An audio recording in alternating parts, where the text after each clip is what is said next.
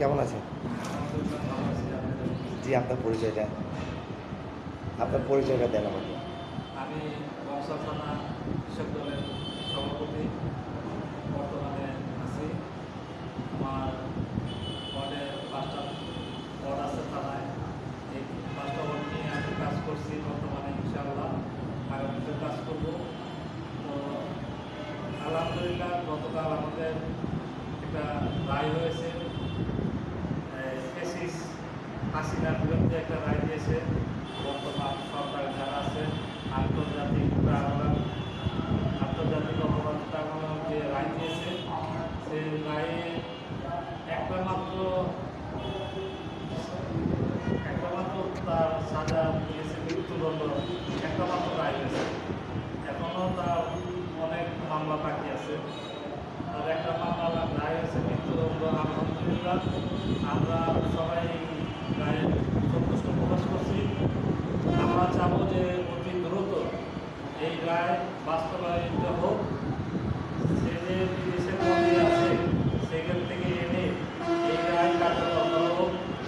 আমি আশা রাখবো বর্তমান সরকার আছে তারা যেন সেই বিদেশে যারা অবস্থান করছে, যে পার্শ্ববর্তী দেশে সরকারকে অনুরোধ করবে তাকে আমাদের কাছে দেশে হস্তান্তর করার জন্য, যেহেতু তাদের সঙ্গে আমাদের একটা বন্দি বিনিময় চুক্তি আছে। সেই আশা করি রাখি আমরা সেই চুক্তি অনুযায়ী তাকে আমরা পাবো এবং তাকে এনে তার যে রায় সে সাজা কার্যকর করবে ইনশাআল্লাহ। এতে আমরা সকলে আশাবাদী। আমরা আরও আশাবাদী হব যে এখানে শুধু হাসিনা না, তাদের সাঙ্গ পাপরা আছে যারা তারা আছে তারা এই 17 বছর আমাদের সাধারণ জনতা যে নির্যাতন করেছে, জুলুম করেছে, বৈষম্যের শিকার হয়েছি আমরা ছাত্র জনতা। যে গণঅভ্যুত্থানের মাধ্যমে আমরা গত 5ই আগস্টে যে বিজয় অর্জন করেছি, সেই বিজয় যদি আমরা সফলতা অর্জন করতে চাই, তাহলে যারা এই ফ্যাসিস্টবাদী আসলো, যারা আমাদের এই জুলুম নির্যাতন অত্যাচার গুম নির্যাতন করেছে, তাদের প্রত্যেকে এনে যার যার সাজা প্রাপ্ত আমি মনে করি তাকে সেই সাজা দেওয়া হোক। এবং আমাদের মূলত একটি লক্ষ্য ছিল একটা সুষ্ঠু সাধারণ নির্বাচন, যে নির্বাচনের জন্য আমরা একটা নিরপেক্ষ নির্বাচনের জন্য গত 17 বছর এই আন্দোলন করেছি। আমাদের আন্দোলন শুধু ছিল একটা সাধারণ নির্বাচন, গণতান্ত্রিক নির্বাচন, নিরপেক্ষ নির্বাচন।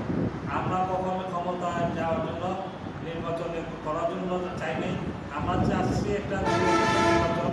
ইনশাআল্লাহ আশা রাখি আগামী যে 5ই ফেব্রুয়ারিতে আমাদের যে নির্বাচন হবে, একটা নিরপেক্ষ নির্বাচনের মাধ্যমে যে নির্বাচন হবে, সেখানে আমরা আশা রাখি জনগণ আমাদের সমর্থন করবে। আমাদের সমর্থন করলে আমরা আশা রাখি যে আমরা দল গঠন করবো, সরকার গঠন করবো আমাদের দল।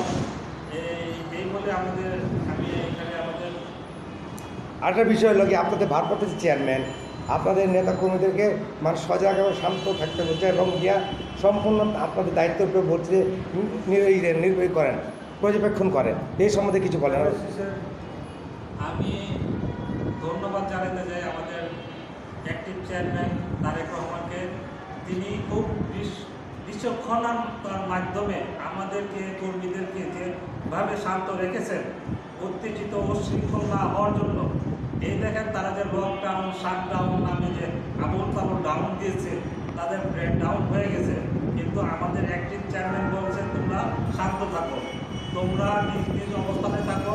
কিন্তু আমরা কোথাও রাস্তায় বসে নাই, কোনো পিকেটিংয়ে জন্য আমরা বসে নাই, কোনো জায়গায় আমরা লাঠি সোনা নিয়েও বসে নাই, দলবদ্ধভাবে বসে নাই।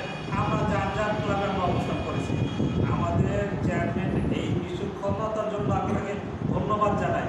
এইরকম দূরদর্শিতা মতো সিদ্ধান্তের জন্য তাকে ধন্যবাদ জানাই, যা আমাদের সমর্থনকে আরও উৎসাহিত করে।